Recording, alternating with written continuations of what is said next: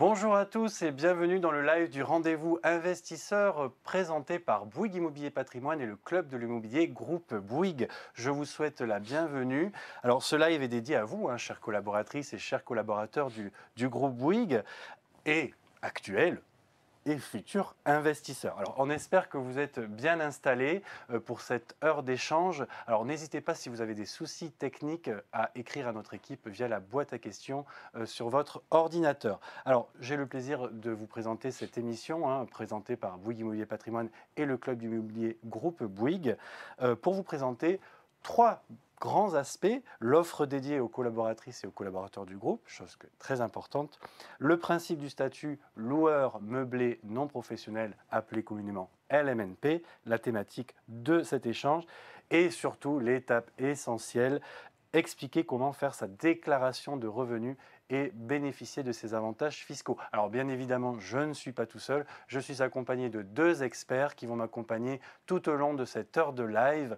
Alors j'ai le plaisir d'accueillir Laetitia Calais, manager commercial Bouygues Immobilier Patrimoine. Bonjour. Et Arnaud Giraud, expert comptable. Bonjour. Alors, en quelques mots, qu'est-ce que vous faites, Laetitia? Bien, je suis manager chez Bouygues Immobilier Patrimoine. J'accompagne des collaborateurs qui sont spécialisés dans l'investissement immobilier, et ça sur le grand sud de la France. Belle région. Alors, c'est l'homme qui murmure à l'oreille du contribuable et aucun formulaire ne lui échappe, Arnaud Giraud. Alors, je suis expert comptable, indépendant. Alors, malheureusement, je ne suis pas dans le sud de la France, mais à Paris, à Lyon, à Lille. Et nous accompagnons les investisseurs LMNP à faire leur déclaration professionnelle et par conséquent leur déclaration personnelle sur le statut de LMNP. Alors, on verra ça en détail en deuxième partie d'émission. Alors, tout d'abord, on va expliquer l'accompagnement de Bouygues Immobilier Patrimoine et expliquer le support fiscal, donc le LMNP, loueur meublé non professionnel. Et ensuite, étape cruciale, bien évidemment, Arnaud nous montrera en live comment faire les différentes déclarations obligatoires concernant ce statut spécifique. Et nous terminerons, bien évidemment, avec une session de questions-réponses. Alors, n'hésitez pas à écrire à nos équipes qui se tiennent à votre disposition pour répondre à des questions plus spécifiques ou peut-être répondre à certaines de vos questions en fin d'émission. Alors, démarrons, Laetitia. Oui, Benoît. Je me tourne vers vous donc pour faire une petite piqûre de rappel à nos collaborateurs et collaboratrices du groupe sur Bouygues Immobilier. On est un grand groupe, mais il y a Bouygues Immobilier qui les accompagne aussi. Tout à fait. Peut-être que les collaborateurs qui nous regardent font partie des différentes sociétés que je vais citer, que peut-être vous voyez actuellement à l'écran. Donc effectivement, le groupe Bouygues, c'est un grand groupe. Aujourd'hui, on a plus de 130 000 collaborateurs, alors en France, mais aussi à l'étranger, parce qu'on a des activités effectivement qui se font dans tous les pays. Je commence peut-être par les médias. On est aujourd'hui le leader européen au niveau des médias avec le groupe TF1 qui a bien sûr plusieurs chaînes. On a TMC, on a TFX Série, on a LCI donc, et peut-être d'autres actualités dont vous avez peut-être entendu parler, mais voilà. Donc on est sur un groupe... Une autre chaîne, voilà. sur la 6e, me semble-t-il. On est sur un groupe bien installé au niveau des médias. Deuxième corde à notre arc, c'est la téléphonie, avec Bouygues Télécom. Donc on est troisième aujourd'hui au niveau de la téléphonie. Et puis après, notre activité première, la construction, concrètement, par déjà une de nos sociétés, Colas, qui est le leader mondial aujourd'hui sur la construction de toutes les voiries, les routes, les tarmacs, les rails. Donc on a des grands ouvrages un petit peu partout répartis dans le monde entier. Et puis la construction avec Bouygues Construction, là aussi reconnu pour son expertise et sa technicité. Je peux vous citer quelques ouvrages, par exemple en France, quelques tours à la Défense, le Stade de France, et puis plus au sud, le port de Monaco aussi, qui a demandé quand même une expertise particulière. Et puis Bouygues Immobilier, on va en parler aussi, qui fait partie des premières sociétés qui appartiennent au groupe Bouygues. Ça fait plus de 60 ans qu'elle est un des acteurs incontournable de la promotion immobilière. Elle intervient sur toute la chaîne de valeur de l'immobilier, l'exploitation, l'aménagement des territoires et puis donc la promotion immobilière. Et il y a moins de 10 ans maintenant, aujourd'hui, il y a 7 ans exactement, Bouygues a souhaité répondre de manière particulière aux clients investisseurs et a donc décidé de créer une filiale vraiment dédiée à l'investissement immobilier, en l'occurrence Bouygues Immobilier Patrimoine, pour lequel je travaille, qui va apporter une réponse très précise aux besoins du client. Très bien. Alors, cette équipe de Bouygues Immobilier Patrimoine est composée de conseillers. Exactement. Voilà, conseillers en patrimoine Tout à fait. immobilier. Alors, comment procède-t-il? Alors, on a une quinzaine de collaborateurs aujourd'hui répartis sur tout le territoire. L'objectif, c'est de co-construire le projet avec le client. Donc, on va procéder en plusieurs étapes. La première étape, c'est vraiment un rendez-vous très important. On va faire un audit patrimonial de notre client, c'est-à-dire une photographie de son patrimoine à un moment donné. Qu'est-ce qu'il a fait avant, qu'est-ce qu'il peut faire aujourd'hui et qu'est-ce qu'il va pouvoir faire dans les années à venir. On va fixer des objectifs à court terme, à moyen terme, mais aussi à long terme. Et ça, c'est peut-être la vraie valeur ajoutée de nos équipes, c'est de pouvoir ouvrir aussi peut-être d'autres horizons à nos clients. Donner de la visibilité. Exactement, sur les années à venir. Deuxième rendez-vous, c'est le moment où on va proposer une solution à nos clients sur un support immobilier, bien sûr, choisi dans notre stock. Aujourd'hui, on a à peu près 2000 appartements à proposer à nos clients. Donc, on est quand même sur un stock qui est important, qui va pouvoir faire plaisir à l'ensemble de nos clients investisseurs. Et donc, la troisième étape, si la solution convient, on va passer donc à la signature d'un contrat de réservation qui établit la relation contractuelle avec notre client. Et on ne va pas se contenter de s'arrêter à cette étape. On va accompagner notre client dans toute sa vie immobilière. On va vouloir avoir vraiment un service de proximité, notamment quand il y a des grands arbitrages qui peuvent être faits au cours de son investissement. On va être là, à ses côtés. Et puis tous les ans, un rendez-vous très particulier qui est la déclaration de ses revenus fonciers. Ce pourquoi on est là. Tout à fait. Et là encore, on va consulter des professionnels comme Arnaud sur l'expertise comptable pour l'accompagner de la meilleure façon possible, en fait, parce que ce moment est important pour lui. Alors, nos collaborateurs peuvent bénéficier, s'ils le souhaitent, en rejoignant le club de l'immobilier, de ces services par les conseillers, mais ils peuvent bénéficier d'une chose en plus qui est propre aux collaborateurs du groupe, donc une offre dédiée. Quels sont exactement les détails de cette offre? Alors effectivement, on a voulu donner un avantage à nos clients investisseurs du groupe Bouygues. Vous les voyez à l'écran. D'abord, premier avantage qui était évident pour nous, c'est de faire une réduction sur le prix de vente qui est à hauteur de 2%, peu importe le bien que l'on achète, on appliquera cette remise à tous les collaborateurs du groupe Bouygues. Deuxième avantage, qui peut-être va pas forcément vous parler, mais qui est important, c'est un dépôt de garantie. Alors ça, c'est le premier acompte que l'on donne quand on réserve un appartement, premier acompte sur le prix de l'appartement.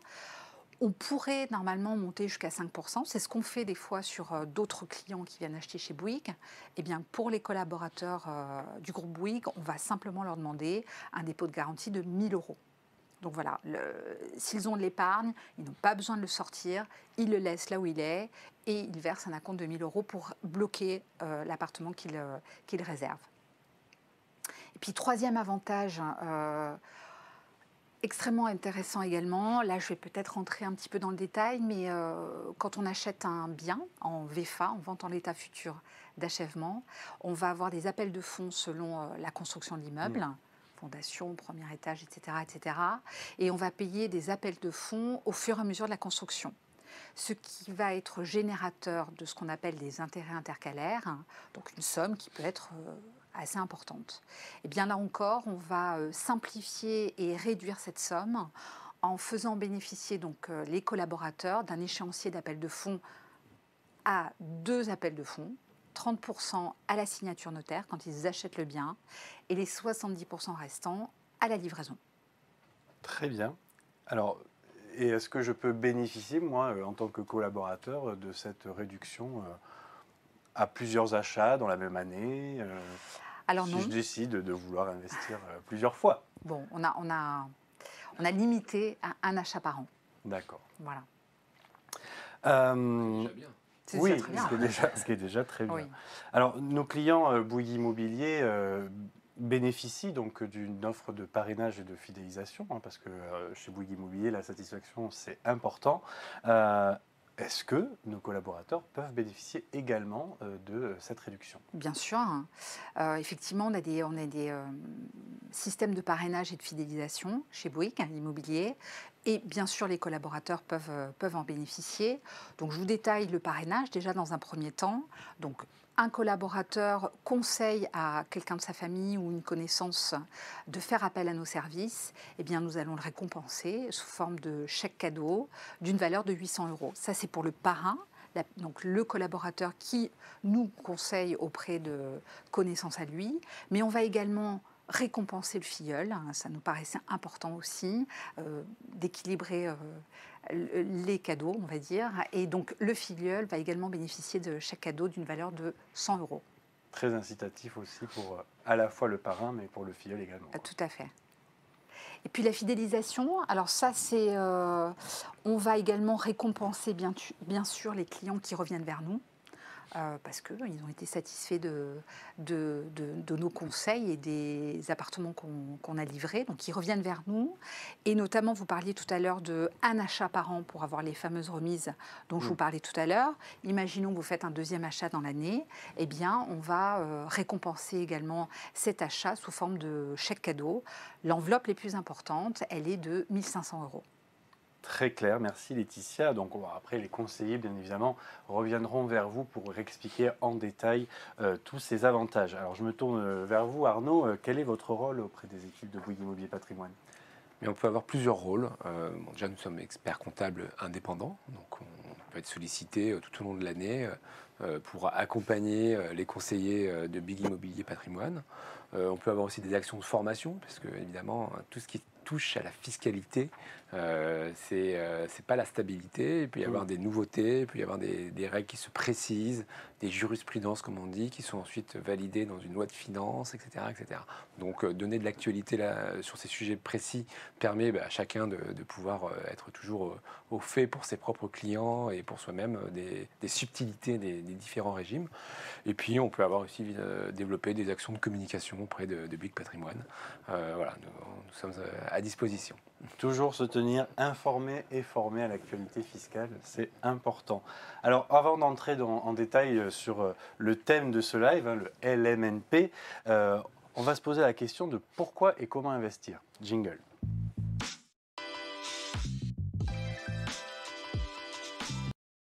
Alors, je vais me tourner vers Laetitia pour débuter ce premier échange. Donc, c'est pourquoi les Français investissent toujours autant dans l'immobilier? Eh bien, je crois parce que c'est une valeur sécurisante. Aujourd'hui, plus que jamais, on a besoin d'anticiper ce qui va se passer dans les années à venir. Et c'est une valeur refuge depuis des années qui n'a jamais failli. Même l'année dernière, on a été frappé de plein fouet par cette pandémie. Il y a des pans économiques entiers qui en ont beaucoup souffert, ce qui n'a pas du tout été le cas de l'immobilier, hein, concrètement. Donc, bien au contraire, nombreux investisseurs ont rapatrié leurs fonds sur l'immobilier. C'est donc bien qu'il y a un réel intérêt pour l'immobilier. C'est une valeur tangible. Ça a un intérêt particulier pour les Français. Elle est concrète, Clairement. elle est maîtrisable. Tout à fait. Alors, il y a différentes manières d'investir dans la pierre aujourd'hui. Quelles sont-elles? Alors, la première, la plus évidente en tout cas, c'est l'achat de sa résidence principale. Voilà, donc c'est vraiment par là que commencent en général les Français, de plus en plus d'ailleurs. Donc on commence par sa résidence principale. Après, on s'oriente aussi pour d'autres objectifs sur de l'investissement locatif. Donc là aussi, le support peut être très différent. Ça peut être de l'habitation. Alors on va appeler ça dans notre jargon de l'habitation nue, c'est-à-dire non meublée. Et puis vous allez avoir de l'habitation meublée, en gérée ou non gérée, c'est peut-être des notions qu'on va aborder par la suite. Et puis ça peut être du support local, des locaux commerciaux ou des bureaux. Donc vous voyez, les supports sont assez diversifiés. Eh bien, rentrons en détail sur le thème du jour pour découvrir le statut LMNP, loueur meublé non professionnel, jingle.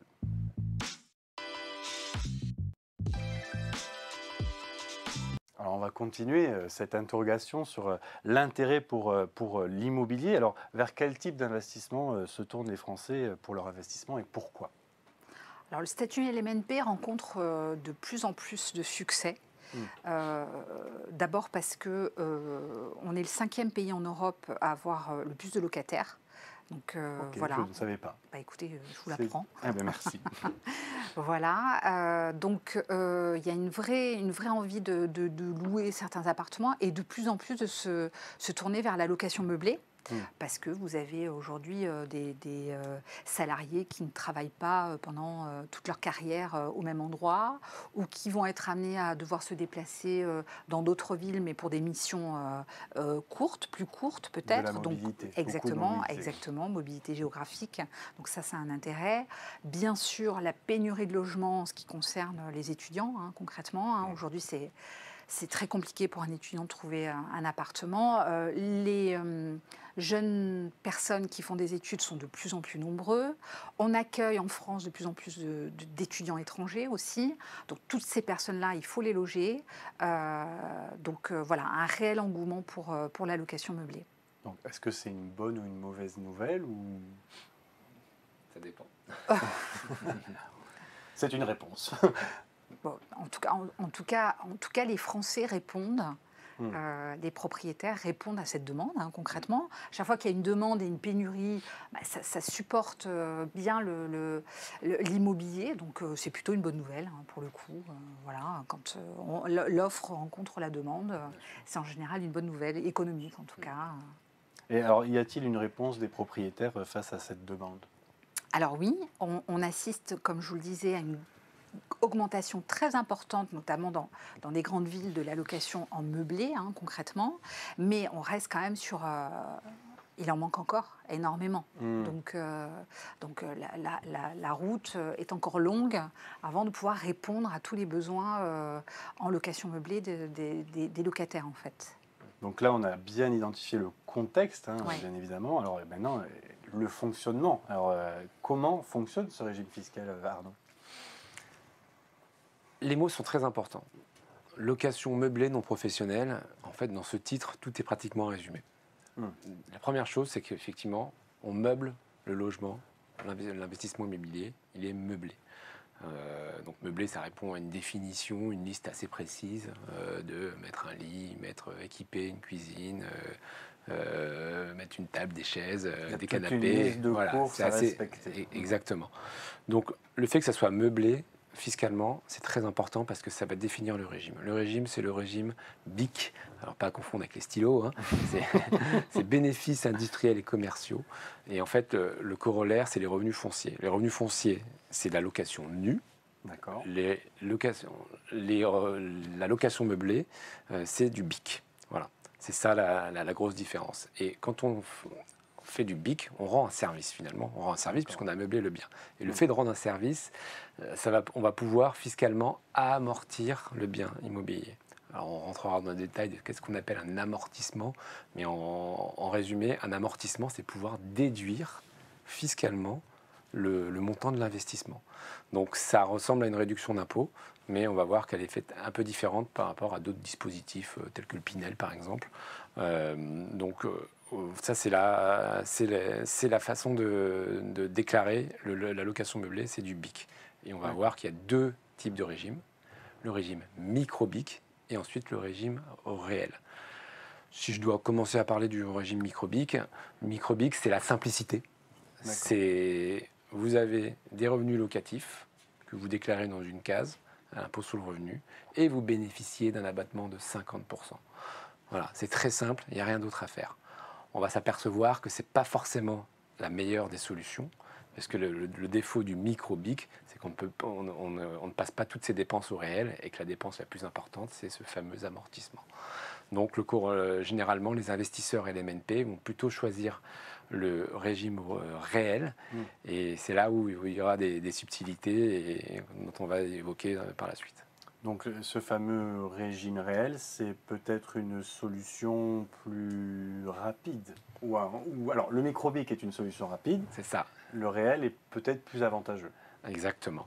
En fait, il ne faut pas être effrayé par les déclarations qu'on va évoquer. La simplicité du système donc le micro-BIC, c'est un peu un trompe-l'œil, c'est que c'est pas du tout avantageux.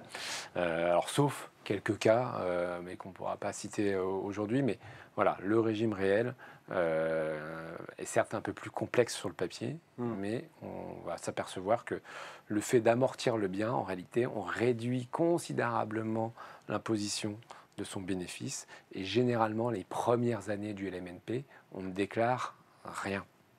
Ah. Donc, quand on ne déclare rien, ça veut dire qu'on ne paye pas d'impôt. Donc, c'est bien, et c'est la raison du succès du statut LMNP au régime réel. Donc, à la différence du Pinel, que nos auditeurs pourront revoir, parce que nous avons fait une émission dédiée à ce dispositif, il n'y a pas de réduction d'impôt, à proprement parler, sur cette typologie de biens. C'est très bien résumé, c'est ça. Ce n'est pas une réduction d'impôt directe, en réalité. C'est une optimisation de la fiscalité par le fait qu'on puisse amortir le bien. Donc on va voir qu'on peut l'amortir sur une durée, généralement sur 20 ans, mais ça va dépendre un peu de la localisation. Ça peut monter à 25 ans, 30 ans, voire 40 ans dans certains lieux. On ne peut pas tout déduire de l'investissement. Si on rentre un peu dans la technique, vous achetez un appartement qui vaut par exemple 300 000 euros. Et ces 300 000 euros, on ne pourra pas déduire 100%. On va pouvoir déduire 80% parce qu'on va distinguer une partie terrain qui est non amortissable et une partie bâtiment, généralement donc 80%, qui elle est amortissable sur 20, 25 ans, 30 ans, etc. Toutes ces petites subtilités, en réalité, en LMNP, ce n'est pas l'investisseur qui va s'en soucier, il va faire appel à un expert comptable, des gens comme moi. C'est important. Exactement. Pour faire sa déclaration professionnelle. Parce que la différence d'un statut Pinel, puisque vous l'avez cité, le statut LMNP vous oblige à faire une déclaration professionnelle. Et donc télédéclarer un bilan comptable aux impôts. Et donc, pour pouvoir télédéclarer, pour des questions de logiciels, etc., on fait généralement appel à un expert comptable. Donc, et c'est grâce à l'expert comptable qu'on va pouvoir calculer l'amortissement et il va vous demander un certain nombre de documents dont on va évoquer, etc. etc. Voilà. Très bien. Donc, alors, une fois que l'appartement est loué, il faut donc chaque année déclarer les bénéfices donc, industriels et commerciaux, BIC, au printemps. Donc, c'est là que vous intervenez. Exactement. Exactement. Et vos confrères également. Bien sûr, bien sûr. Je n'ai pas le monopole du LMNP et je n'ai pas la ressource humaine pour pouvoir le faire. Heureusement, les experts comptables, on est indépendants et il y a des très très bons professionnels un peu partout en France qui pourront vous accompagner là-dessus. En revanche, effectivement, c'est quand même bien de sélectionner des professionnels qui maîtrisent le LMNP parce qu'il y a 2-3 petites subtilités auxquelles il ne faut pas passer à côté et qui, du coup, de fait, font bénéficier aux investisseurs, aux clients, les petites subtilités du LMNP. Donc voilà. Toujours avoir un expert comptable dans son téléphone portable, bien évidemment. Alors, on va passer dans le détail au pas à pas pour déclarer les revenus donc, locatifs, pas fonciers, mais locatifs, donc dit en BIC, avec le statut LMNP. Jingle.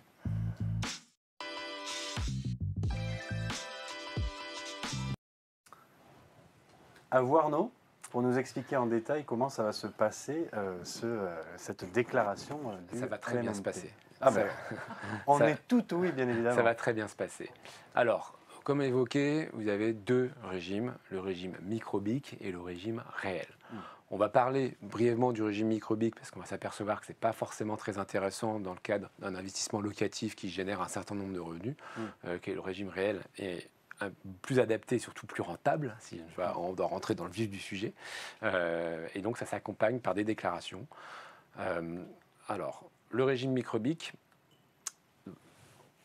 c'est déjà limité à 72 000 euros de revenus locatifs, donc c'est une base qui est assez haute, hein, parce qu'on peut avoir plusieurs, évidemment, LMNP.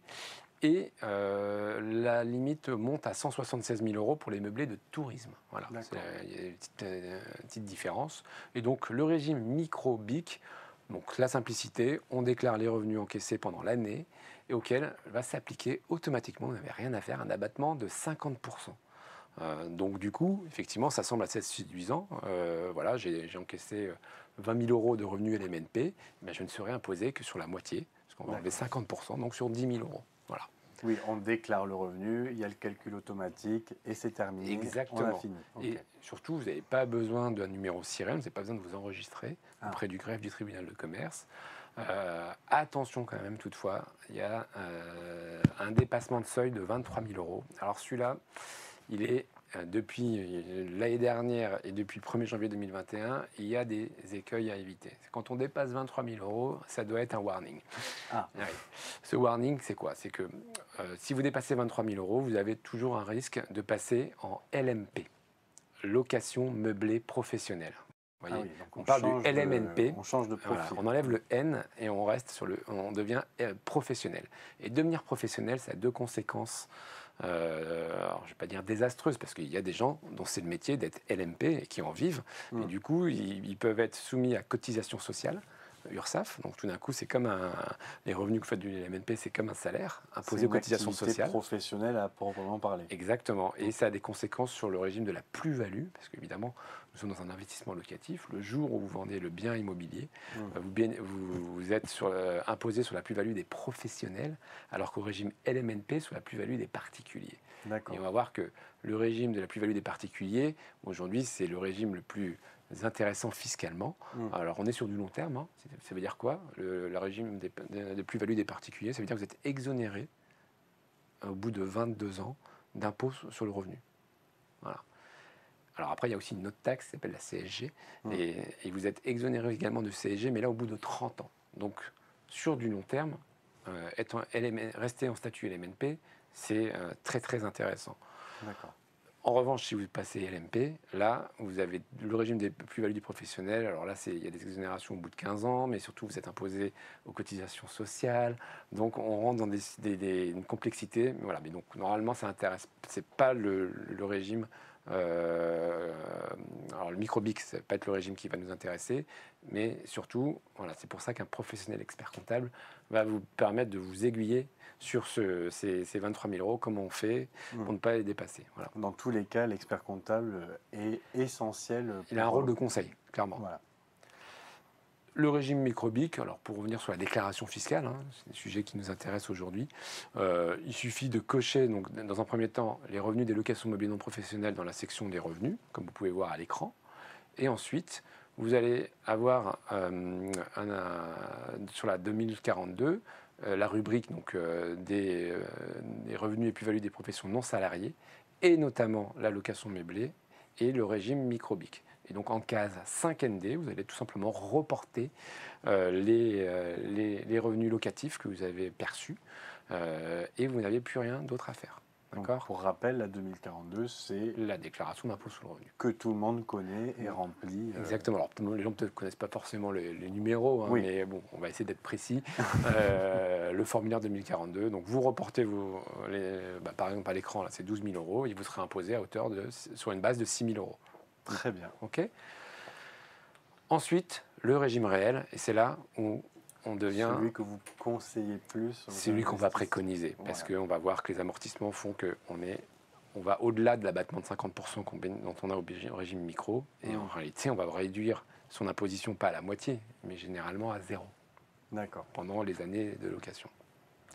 Alors, première chose, bon, c'est pas pour faire de la publicité pour ma corporation, mais voilà, si vous êtes là, c'est bien pour ça. Mais aussi. voilà, il faut exactement. Et d'ailleurs, le législateur, on va voir que il incite à passer par un expert comptable. Voilà, et comme Bouygues, il donne des petits cadeaux et je vais vous expliquer tout ça. Donc, se faire accompagner par un expert comptable. Voilà. La présence d'un expert comptable, elle est indispensable pour éviter nombre d'écueils. Le premier, dont on a évoqué, la prévention du risque de passage en location meublée professionnelle. En réalité, très rapidement, on devient professionnel si les revenus générés par le MNP sont supérieurs à vos revenus de travail, par exemple, votre rémunération. Ah oui, ça devient presque la rémunération Bah oui, ça veut dire que principale. si elle dépasse votre propre rémunération, alors on ne parle pas du bénéfice, hein, des revenus locatifs, des recettes, si ça dépasse votre propre salaire, là, vous devenez un professionnel. C'est la logique fiscale. Voilà. Et donc, si vous devenez professionnel, alors vous devez aussi faire des déclarations, mais la conséquence, c'est l'imposition des cotisations sociales. La deuxième chose, le deuxième écueil, c'est justement l'imposition des cotisations sociales. Quand on dépasse 23 000 euros, on va voir que dans certains endroits, quand on passe par un professionnel pour gérer son bien, et si on ne fait pas de location courte durée, on peut rester non professionnel et on n'est surtout pas soumis aux cotisations sociales. Toutes ces petites choses, c'est assez récent. En réalité, c'est parce que le législateur lutte d'une façon déguisée, sans le dire son nom, contre des plateformes de location de courte durée, voilà, outre-Atlantique, qui, dans certaines villes françaises, Paris, Lyon ou Marseille, sévissent, entre guillemets, et appauvrissent, entre guillemets, le parc immobilier pour des gens qui voudraient se loger de façon en longue durée. Voilà. Garder la main. C'est ça. Et peut-être aussi équilibrer le marché, exactement. Voilà. Ouais. Voilà. Et puis après, peut-être que le lobby des hôteliers a peut-être agi là-dessus. Enfin bon, en tout cas, voilà. Le législateur, s'il y a des règles, s'il y a des lois qui sont mises en place, c'est que derrière, c'est pour répondre à des usages, etc., qui jugent pas forcément dans le bien collectif. Voilà. Bon. C'est très bien résumé. Troisième écueil. Alors là, c'est là où c'est technique, mais c'est pour ça où on va en parler, mais où l'expert comptable, c'est l'oubli des reports des amortissements. Je m'explique.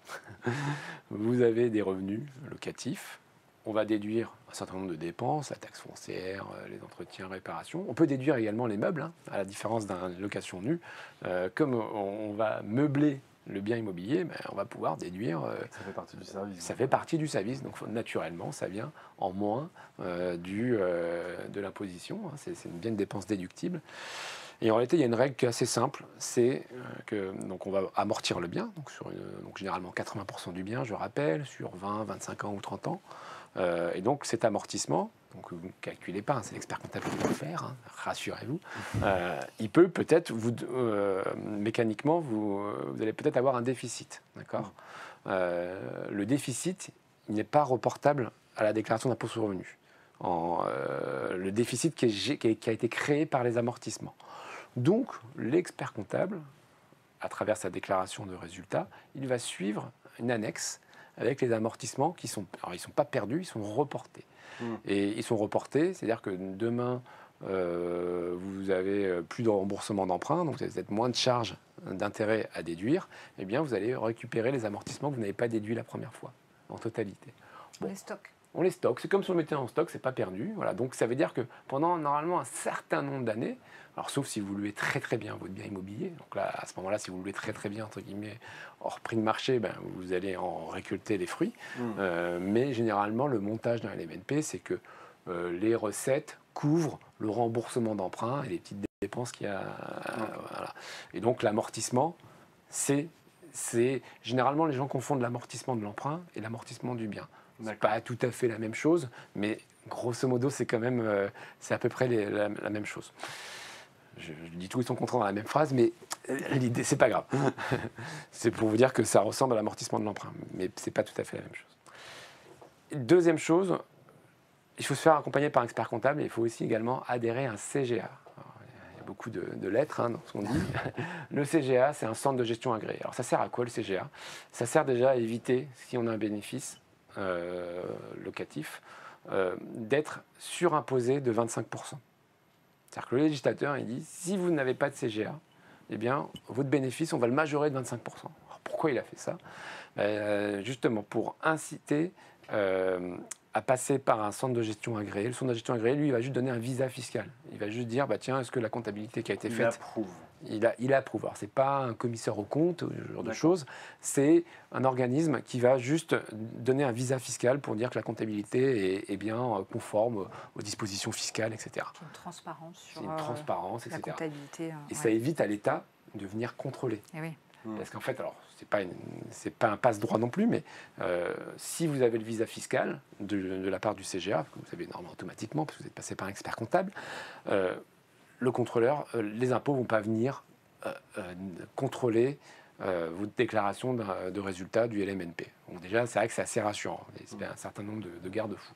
La deuxième chose aussi, c'est que l'adhésion à un CGA, parce que pour ceux qui ont bien écouté, en réalité, vous n'avez pas de bénéfice. Donc de toute façon, vous n'avez pas cette majoration de 25%.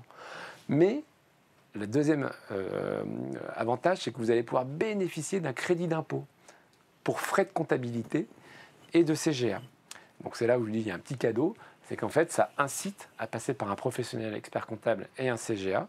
Et en fait le coût généralement d'une déclaration LMNP, bon après chacun est libre de ses prix, mais généralement le coût d'un expert comptable, selon le nombre de biens, c'est entre 500, 600, 700 euros, etc. Le coût d'un CGA, c'est 100 ou 200 euros. Quand on additionne tout ça, ça fait 800, 900 euros. Alors on se dit, ah, c'est très cher. En réalité, vous allez pouvoir récupérer en crédit d'impôt deux tiers de cette somme. 66%, 60%. Et donc, en réalité, le coût à la fin, c'est 200 euros. Donc, payer 200 euros pour le confort, la sécurité fiscale et les déclarations. Et pas avoir 25% supplémentaire. Et pas avoir 25%, exactement. C'est pour ça que le législateur a fait ça. Parce que s'il n'avait pas fait ça, vous n'êtes pas obligé de passer par un expert comptable, ni par un CGA. Mais à ce moment-là, c'est vous qui faites les déclarations avec les risques d'erreur, les risques d'oubli et les risques de non-optimisation. Voilà. Donc c'est pour ça que des professionnels sont importants pour gérer le LMNP. Donc l'LMNP a l'air un peu plus complexe, mais en réalité, non. Vous passez par un expert comptable, le coût est divisé par 3 en réalité, et vous pouvez du coup vous reposer sur des professionnels. Voilà, tout simplement. Alors, maintenant, on va passer à la déclaration et dans un premier temps, les documents à préparer. Alors là, qui sont assez classiques, hein. On n'oublie pas, on est sur de l'investissement locatif. Donc, vous avez, si vous passez par un gestionnaire de biens, normalement dans le cadre d'une résidence de service, mais donc dans le cadre d'un bien qui est géré, ou alors sur un bien qui n'est pas géré, il va falloir avoir un certain nombre d'informations à donner à l'expert comptable. Alors d'abord, les revenus. Donc le premier petit conseil déjà, c'est d'ouvrir un compte bancaire dédié à l'activité LMNP.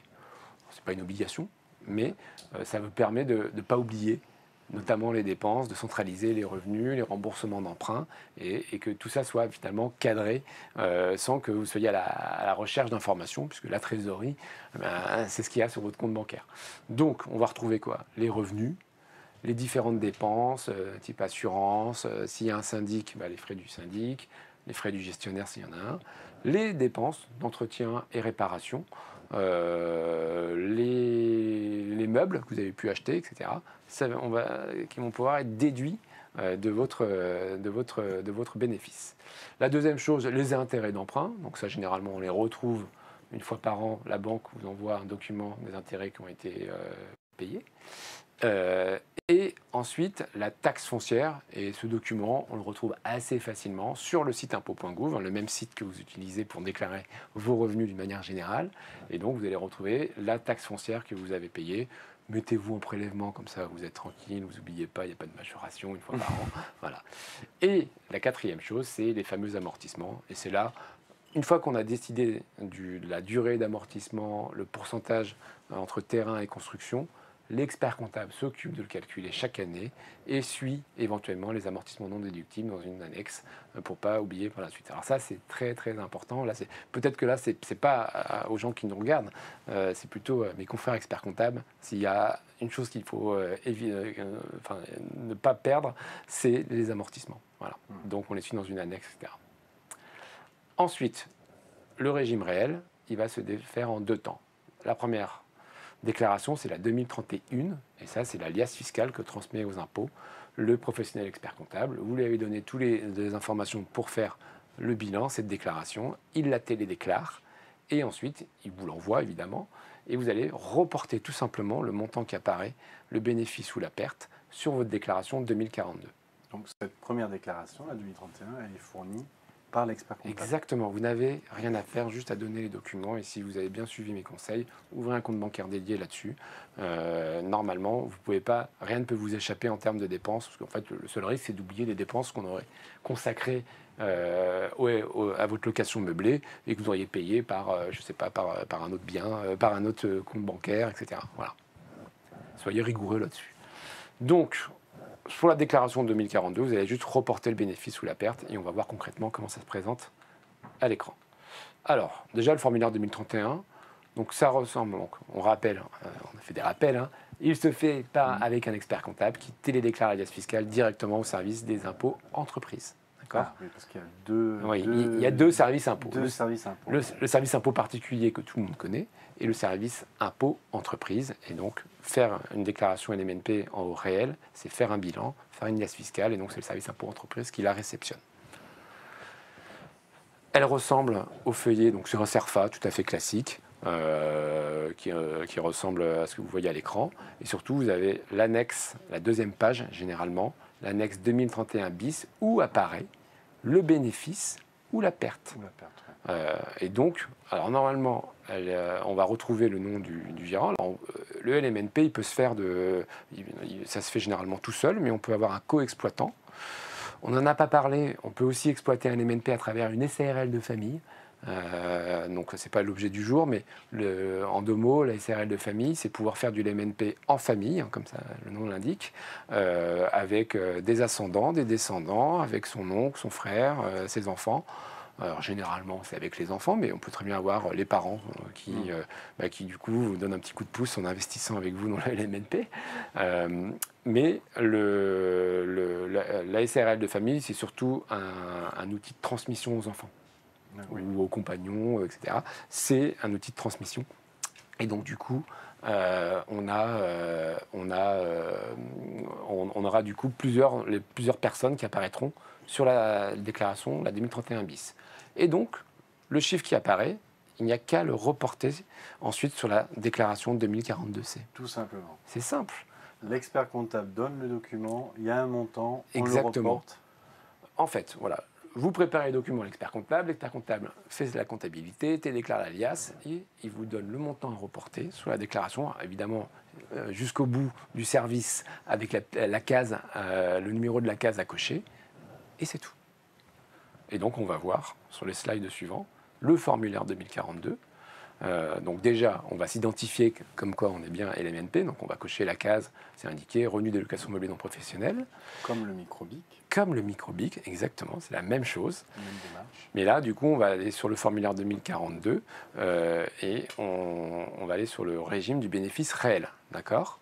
On va voir que donc il y a deux colonnes, une colonne avec marqué OGA ou viseur, voilà, parce qu'il y a le viseur fiscal, mais donc l'OGA, c'est l'organisme des gestions agréés, d'accord ?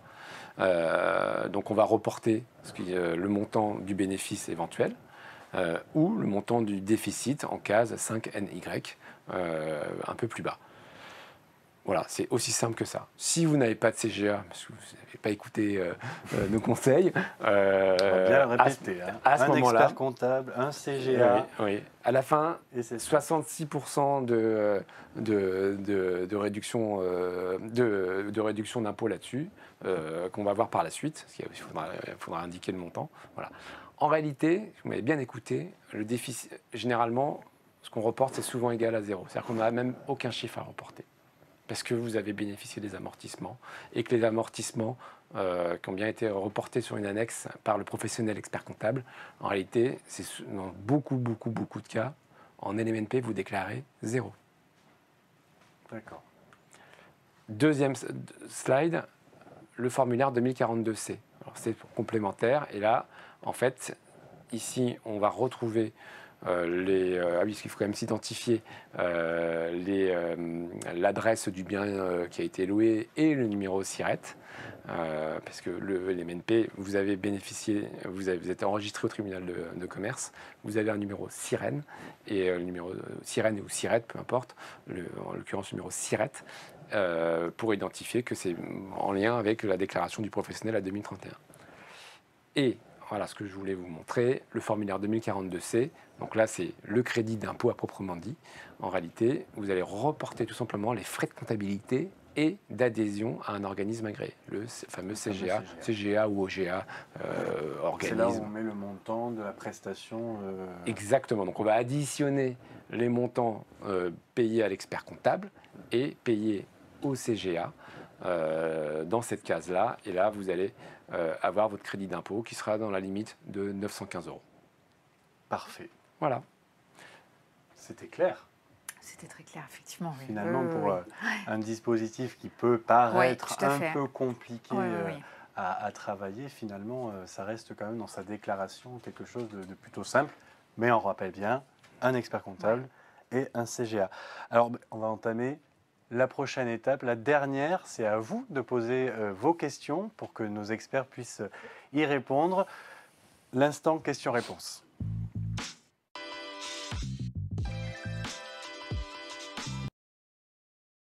Alors, il y a quelques questions. Alors, plus ou moins techniques en tout cas. Alors, première question, alors on y a déjà répondu, hein, donc on va la redire, mais combien coûte la prestation d'un expert comptable en général? 500, 600, 700 €, voilà, on est dans ces En zones-là. fonction Et puis après, ça va dépendre aussi du nombre de biens immobiliers. Il y en a, ils vont rajouter 100 € par bien. Enfin bon, voilà, on est dans ces zones-là. Alors, une autre question, y a-t-il un plafond de montant acheté sur l'année comme en loi Pinel? Non. Sur le LMNP, non, on n'a pas de plafond. C'est ça qui est intéressant. C'est très important de le savoir. Pour un investissement en résidence étudiante, devons-nous meubler l'appartement? Oui, c'est le principe, d'autant que Arnaud, je parle sous le contrôle d'Arnaud, on va amortir aussi sur le mobilier. Bien donc Alors, on a des packs en fait. Oui. Alors, et généralement, les meubles, ils vont être amortis sur une durée plutôt de 5 ans, mais peut-être de 10 ans, ça va dépendre de l'usure. Voilà. Alors, est-il possible de doubler un achat Pinel avec un achat Censi Bouvard? Alors, Censi Bouvard, c'est un dispositif particulier du LMNP, mais est-ce qu'on peut doubler On peut, oui, tout à fait. Après, il faut respecter les plafonds. Pinel, c'est les mêmes d'ailleurs, plafond. Pinel, c'est 300 000 € et Censi Bouvard, c'est également 300 000 €. Alors, peut-être une piqûre de rappel. Alors, je n'ai pas compris le microbic. On doit obtenir un sirène, point d'interrogation. Non. Désolé si c'était pas clair, mais le microbic, vous n'avez pas besoin de sirène. Alors attention, quand vous déclarez le microbic, il va vous demander de mettre un sirène. Ouais, il faut insister et refaire valider 2 fois entre guillemets sur la déclaration pour passer, mais vous n'avez pas besoin de sirène. Alors, question d'actualité, on en a parlé. La Covid a-t-elle créé une période de baisse de demande de location pour les étudiants? Alors, il y a eu une période où effectivement ils sont revenus chez leurs parents, hein, concrètement, hein, notamment pendant les périodes de confinement strict. Mais voilà, on en est sorti aujourd'hui et je suis persuadée que les étudiants ont hâte de repartir de chez eux et les parents ont aussi envie que les enfants autour à mon avis, ils ont hâte qu'on dans les résidences étudiantes. L'ouverture des restaurants hier, je pense qu'ils ont hâte de se retrouver. Voilà, on a mis chacun envie de reprendre. Qu'on reprenne un peu de goût à la vie. Clairement. Comme on l'appréciait auparavant. Alors, comment sont choisis les gestionnaires des résidences de service? Alors, on a abordé le sujet LMNP géré, non géré, peut-être une piqûre de rappel sur cette notion. Et les gestionnaires, à la différence d'une agence immobilière qui va faire une location, c'est pas la même chose. Non, c'est pas la même chose. Effectivement, on parlait de para-hôtelier sur du LMNP géré. Alors, effectivement, il y a des gestionnaires. Donc, nous, on va prendre le soin en amont d'auditer, en fait, de faire auditer ces gestionnaires par des cabinets indépendants, hein, concrètement, qui vont vérifier la solidité financière des gestionnaires, la pérennité, qu'est-ce qu'ils ont fait depuis des années. Voilà, donc ça, c'est très important pour nous, hein. Il n'est pas question d'envoyer nos clients dans des résidences qui vont être mal entretenues, ou mal gérées, etc. Donc voilà, c'est auditer en amont, en fait. Et on fait appel à des leaders, Odalis, Nemea, les jardins d'Arcadie pour les résidences seniors. Donc voilà, on a déjà notre petite liste, short list en fait. Alors si ma mémoire est bonne, dans le géré, le propriétaire n'est pas en relation directe avec le locataire. Tout à fait. tout à fait. Le locataire du propriétaire, c'est le gestionnaire. Donc, il n'y a pas de relation directe. Ce qui est plutôt sécurisant. C'est tout l'intérêt du LMNP géré, effectivement, c'est cette sécurisation maximale, puisque qu'il y ait un locataire ou pas, c'est totalement transparent pour le propriétaire du LMNP. Lui, il a ses loyers, enfin ses revenus garantis par le gestionnaire. Donc on en revient vraiment à la question de plusieurs façons d'investir, étudier en fonction des profils, etc. Tout à fait. Très bien. Alors, une autre question. Donc, on en a parlé du Censi Bouvard. Qu'en est-il? Alors, Censi Bouvard s'arrête cette année, à la fin de l'année, pour info. Donc là, on sort du régime de l'amortissement, concrètement. On passe sur un régime un peu similaire au Pinel, puisqu'on va réduire un avantage fiscal sur l'impôt que l'on paye. Alors, il est un petit peu moins élevé que le Pinel, puisqu'on est sur du 11%, et on a une durée de 9 ans. Voilà, 9 ans, donc 11% du prix, qu'on déduit 1/9 par an pendant 9 ans de l'impôt que l'on paye. Il y a une similarité avec le dispositif Pinel, tout à fait, sur du profil LMNP, bien évidemment, mais bon, là, qui s'arrête à la fin de l'année. Voilà, sur le système Censi Bouvard s'arrête, effectivement, oui. Alors, petite question, alors là, on est sur de la transmission. Alors, puis-je conserver l'usufruit de mon logement meublé et donner la nue propriété à mes enfants? Alors, oui. Oui. Au moins, on est d'accord. C'est le plus important. Mais ça ne va pas forcément être avantageux, puisqu'on ne pourra pas conserver le système d'amortissement en démembrement. Alors, toujours en résidence de service, comme quoi ça éveille la curiosité de nos auditeurs. Quel impact sur ma TVA lors de la revente? Alors, normalement, vous avez, en résidence de service, effectivement, vous payez la TVA à l'investissement, puisque qui dit service dit que derrière, c'est soumis à TVA. Alors, la TVA et l'immobilier, ça ne fait jamais bon ménage. Il y a beaucoup d'exonérations de TVA dans l'immobilier, mais là, c'est soumis à TVA. Alors, généralement, je crois qu'avec Bouygues, c'est pris en charge, la TVA, il me semble. Vous avez un portage TVA. Oui. Le client achète en hors taxe. C'est ça. Directement. Ça veut dire que c'est Bouygues qui se fait rembourser la TVA par l'État. Exactement, oui. Donc ça, c'est très intéressant, naturellement. En revanche, immobilier, Bouygues Immobilier, pour le coup, prend en charge... Exactement. En revanche, on n'oublie pas qu'on est sur du long terme. C'est du patrimoine de faire du LMNP. Et que si vous vendez votre bien LMNP avant 20 ans, vous devez rembourser une partie de la TVA. Alors, c'est proratisé. Par exemple, si vous vendez au bout de 10 ans, vous devez rembourser prorata de 10 années sur 20. Mais si vous vendez au bout de 20 ans, vous n'avez rien à rembourser en termes de TVA. Donc, voilà. Très bien. Alors, petit parallèle au dispositif Pinel, est-ce qu'il existe des zones spécifiques? Absolument pas. Parce qu'il y a une pénurie, il y a une tension du marché qui existe sur tout le territoire. Donc, il n'y a pas eu besoin d'établir des zonages comme en Pinel. Alors, question plutôt technique. Faut-il créer un établissement CFE? Alors, peut-être Arnaud? Alors, en fait, vous êtes en LMNP, vous êtes imposé à la CFE quand vous faites de la location de courte durée.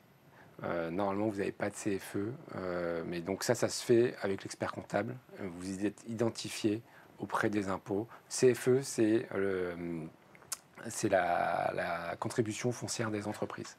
D'accord. Et voilà, c'est la taxe. Et donc, du coup, cette taxe, elle est par commune. Et vous avez un minimum de cotisation CFE à payer. Mais vous pouvez y échapper en fonction de la nature du bien immobilier et la durée. Allez, une dernière question. Donc, c'est impact sur la revente après l'utilisation de mes amortissements. Alors là, c'est tout l'intérêt du système LMNP. Donc, vous pouvez amortir le bien immobilier pendant chaque année avec les revenus que vous touchez.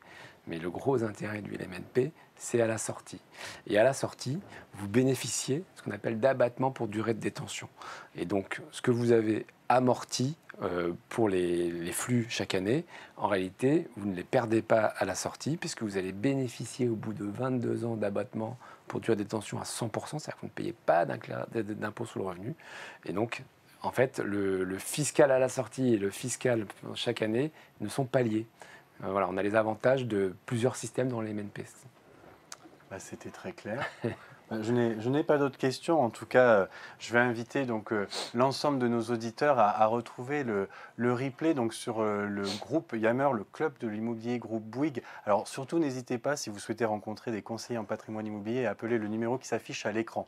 Alors, petit conseil, précisez bien que vous êtes collaborateur du groupe, c'est important, comme ça on pourra bien suivre votre projet. Alors vous pouvez retrouver bien évidemment toutes les informations sur l'offre collaborateur dans l'intranet Bilink, qui est notre intranet commun, dans les accès rapides, bien évidemment, offre collaborateur. Et n'hésitez pas à suivre l'actualité de Bouygues Immobilier Patrimoine sur le groupe Yammer, sur le réseau social interne de l'entreprise. En tout cas, je vous remercie beaucoup. Alors, je souhaite tout d'abord aussi remercier l'ensemble des équipes qui ont préparé ces lives depuis plusieurs mois. Les équipes des studios Victoire, bien évidemment, des POCA, les équipes de Bouygues Immobilier, l'équipe digitale de Bouygues Immobilier, Bouygues Immobilier Patrimoine, bien évidemment, sans qui on aurait pu ne pas pu construire, bien évidemment, cette émission. Et je vais faire quand même des remerciements spécifiques à des personnes qui sont derrière dans les coulisses depuis le début, déjà celle qui anime ça depuis plusieurs mois, Amandine. Ensuite, je voudrais remercier David, Mélissa, Laurent, Benoît, alors les managers, Laetitia, Serge et Carole, bien évidemment, Jean-François pour les équipes des studios Victoire, Maxime, Pablo, Antoine et Edwige. En tout cas, merci beaucoup à tous de votre participation et n'hésitez pas à nous retrouver sur le YouTube de Bouygues Immobilier et le club de l'immobilier Groupe Bouygues. Merci et à très bientôt.